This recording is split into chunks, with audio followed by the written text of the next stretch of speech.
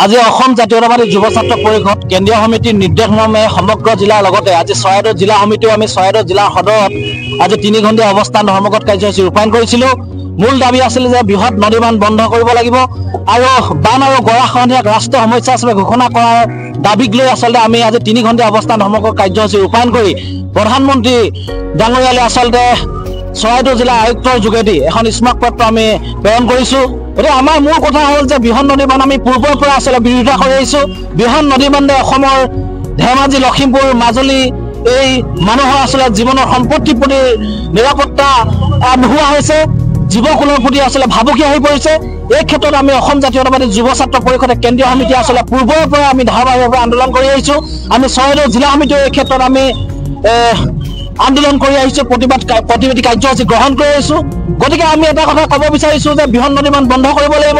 বৃহৎ নদীবান্ধে সমগ্ৰ অসমৰ ৰাইজক আচলতে কোঙা কৰি পেলাব, শোচনীয় অৱস্থা কৰি পেলাব। এই ক্ষেত্ৰত আমি তেখেতলোকক বন্ধ কৰিবৰ বাবে আহ্বান জনাইছোঁ আৰু বান আৰু গৰাখহনীয়াক ৰাষ্ট্ৰীয় সমস্যা হিচাপে ঘোষণা কৰিবৰ কাৰণে আমি আজি এই কাৰ্যসূচীৰ পৰা আমি দাবী জনাইছোঁ। কাৰণ বান আৰু গৰাখহনীয়া আচলতে বিভিন্ন জিলাত আছে। আমি দেখিছোঁ যে বান গৰাখহনীয়া এটা মানুহৰ এটা পৰিৱেশ আচলতে বিনষ্ট হৈছে, জীৱকুলৰ প্ৰতি ভাবুকি হৈছে, বহু মানুহে আচলতে মৃত্যুবৰণ কৰিব লগা আছে। এই ক্ষেত্ৰত আচলতে আমি ৰাষ্ট্ৰীয় সমস্যা হিচাপে ঘোষণা কৰি ৰাইজক আচলতে সকাহ দিবৰ বাবে আমি অসম জাতীয়তাবাদী যুৱ ছাত্ৰ পৰিষদ চৰাইদেউ জিলা সমিতি মজিয়াৰ পৰা এই পবিত্ৰ কাৰ্যসূচীৰ আমি আহ্বান জনাইছোঁ।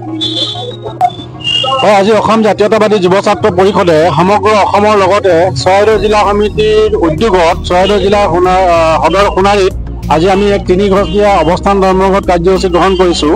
সেই 3 ঘণ্টীয়া অৱস্থান কাৰ্যসূচীটো আমি বৃহৎ নদীবান্ধ বন্ধ কৰাৰ দাবী আৰু বান আৰু গৰাখহনীয়াক ৰাষ্ট্ৰীয় সমস্যা হিচাপে স্বীকৃতি দিয়াৰ বাবে আমি 3 ঘণ্টীয়া কাৰ্যসূচী ৰূপায়ণ কৰি ভাৰতৰ প্ৰধানমন্ত্ৰীলৈ আমি স্মাৰক পত্ৰ প্ৰদান কৰাৰ ব্যৱস্থা কৰিছোঁ। আমি এইকাৰণে নদীবান্ধৰ বিৰুদ্ধে কৰিছোঁ। অসম জাতীয়তাবাদী যুৱ ছাত্ৰ পৰিষদে নামনি সোৱণশিৰি জলবিদ্যুৎ প্ৰকল্পটো নিৰ্মাণ কৰাৰ দিনৰ পৰা অসম জাতীয়তাবাদী যুৱ ছাত্ৰ পৰিষদে কৈ আহিছে যে বৃহৎ নদীবান্ধ অসমৰ নদীমাতৃক সভ্যতা সংস্কৃতি, অসমৰ কৃষিভূমি, অসমৰ জৈৱ বৈচিত্ৰ্য, পৰিৱেশ তন্ত্ৰৰ কাৰণে চৰম ভাবুকি স্বৰূপ।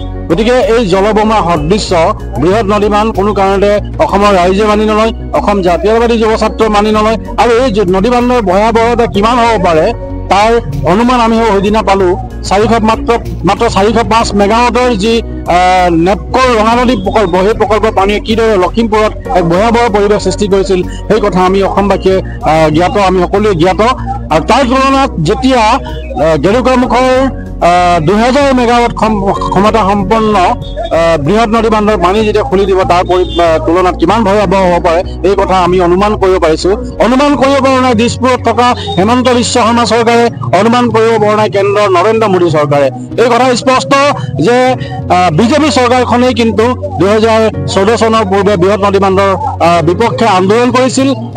অসমবাসী ৰাইজৰ লগত সহাৱস্থান কৰি তেওঁলোকে গেৰুকামুখত ধেমাজিত তেওঁলোকে আন্দোলন কৰিছিল আৰু ক্ষমতাৰ পিছতে তেওঁলোকে ক্ষমতা প্ৰাপ্তিৰ পিছতে তেওঁলোকে বাধা লুটি মাৰি আজি বৃহৎ নদীবান্ধৰ সপক্ষত অৱস্থান কৰি উত্তৰ পূৰ্বাঞ্চলক তেওঁলোকে জলবিদ্যুৎ উৎপাদনৰ হাব হিচাপে অৰ্থাৎ জলবিদ্যুৎ প্ৰকল্পৰ উৰ্বৰা ক্ষেত্ৰ হিচাপে ঘোষণা কৰি তেওঁলোকে অন্য 168টা জলবিদ্যুৎ প্ৰকল্প নিৰ্মাণৰ কাম হাতত লৈছে আৰু ইয়াৰ প্ৰাৰম্ভিক অৱস্থাত তেওঁলোকে দিবাং নদীৰ যি দিবাং ভেলী যি বৃহৎ নদীবান্ধ সেই নদীবান্ধৰ কাম ইতিমধ্যে তেওঁলোকে আৰম্ভ কৰিছে। আমি অসম জাতীয়তাবাদী যুৱ ছাত্ৰ পৰিষদে ক'ব বিচাৰিছোঁ যে তেওঁলোকে 168টা যি নদীবান্ধৰ কাম আৰম্ভ কৰিছে তাৰ গৰিষ্ঠ সংখ্যকে কিন্তু গৰিষ্ঠ সংখ্যকৰ এৰি দিয়া পানীয়ে অসমৰ ভূমিয়ে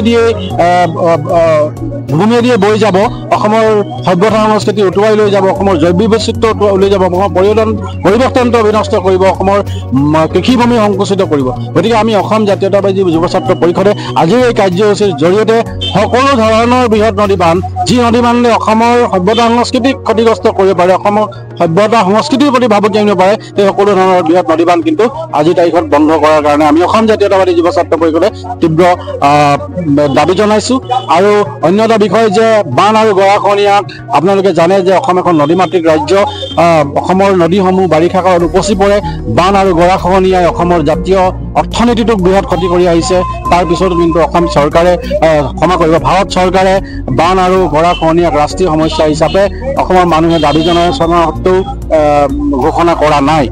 ৰাষ্ট্ৰীয় সমস্যা হিচাপে ঘোষণা কৰিলে আমি তেওঁলোকে যি বান আৰু গৰাখহনীয়াৰ কাৰণে তেওঁলোকে ক্ষতিপূৰণ হিচাপে যি তেওঁলোকে পেকেজ দিব বা অৰ্থনৈতিক পুঁজি দিব মোকলাই দিব, সেই পুঁজিৰে অসমৰ যি ক্ষতিগ্ৰস্ত অৰ্থনীতি বান আৰু গৰাখহনীয়া প্ৰতি বছৰে যি ক্ষতিগ্ৰস্ত অৰ্থনীতি, সেই অৰ্থনীতিটো কিছু টনকিয়াল কৰি পুনৰুজ্জীৱন কৰাৰ কাৰণে এক অৱকাশ থাকে। কিন্তু তাকে নকৰি কেন্দ্ৰীয় চৰকাৰে অসমৰ সলনি আজি পঞ্জাৱতে হওক, কাশ্মীৰতে হওক, অন্ধ্ৰপ্ৰদেশতে হওক বা অন্য ভাৰতৰ অন্যান্য প্ৰান্তত বানপানী হ'লে যিদৰে তেওঁলোকে পেকেজ ঘোষণা কৰে, প্ৰধানমন্ত্ৰী নিজে গৈ বানৰ পৰ্যবেক্ষণ কৰে, সেইদৰে কিন্তু আমাৰ অসমত সম্পূৰ্ণ বিপৰীত এক স্থিতি গ্ৰহণ কৰি তেওঁলোকে মাহিয়াৰ দৃষ্টি নিক্ষেপ কৰি অসমৰ প্ৰতি তেওঁলোকে সদায় এটা বৈষম্যমূলক ভাৱ পোষণ কৰি আহে। আমি এইকাৰণে বান আৰু গৰাখহনীয়া অসমৰ ভাৰতৰ ৰাষ্ট্ৰীয় সমস্যা হিচাপে ঘোষণা কৰাৰ কথা কৈছোঁ যে 1983 চনত ভাৰত চৰকাৰৰ অন্তৰ্গত যি আভ্যন্তৰীণ জলপথ পৰিবহণ বিভাগ, সেই বিভাগে ব্ৰহ্মপুত্ৰ নদীখনক অৰ্থাৎ শদিয়াৰ পৰা ধুবুৰীলৈকে 891 কিলোমিটাৰ জোৰা এই অঞ্চলটো বা নদীখনৰ বুকুখন ৰাষ্ট্ৰীয় জলপথ হিচাপে 2 নম্বৰ ৰাষ্ট্ৰীয় জলপথ হিচাপে ঘোষণা কৰিছিল। গতিকে আমাৰ স্পষ্ট কথা, অসম জাতীয়তাবাদী যুৱ ছাত্ৰ পৰিষদৰ স্পষ্ট কথা, যিহেতু ব্ৰহ্মপুত্ৰ নদীখন যদি তেওঁলোকে ৰাষ্ট্ৰীয় স্বীকৃতি প্ৰদান কৰিব পাৰে, এই নৈৰ বুকুখন তেওঁলোকে ৰাষ্ট্ৰীয় জলপথ হিচাপে ঘোষণা কৰিব পাৰে, তেনেহ'লে এই নৈৰ দ্বাৰা সৃষ্ট বানপানী আৰু গৰাখহনীয়া কিয় তেওঁলোকে ৰাষ্ট্ৰীয় স্বীকৃতি কৰিব নোৱাৰে, এই কথা আমি তেওঁলোকক প্ৰশ্ন কৰিব বিচাৰিছোঁ। আজি এই অৱস্থান কাৰ্যসূচীৰ জৰিয়তে আমি ভাৰতৰ প্ৰধানমন্ত্ৰীক এখন স্মাৰকপত্ৰ প্ৰদান কৰিছোঁ। অনতি বিলম্বে তেওঁলোকে যদি অসম তথা উত্তৰ পূৰ্বাঞ্চলক প্ৰভাৱিত কৰিব পৰা বৃহৎ নদীবান্ধ বন্ধ নকৰে, বান গৰাখহনীয়াক ৰাষ্ট্ৰীয় সমস্যা হিচাপে ঘোষণা নকৰে, আমি অনাগত সময়ত অসমৰ ৰাইজৰ সহযোগত অসম জাতীয়তাবাদী যুৱ ছাত্ৰ পৰিষদে তীব্ৰ গণতান্ত্ৰিক প্ৰতিবাদ আমি কৰিবলৈ বদ্ধপৰিকৰ। আৰু এই কথা আজি আমি এই অৱস্থানস্থলীৰ পৰাই স্পষ্টভাৱে ঘোষণা কৰিছোঁ।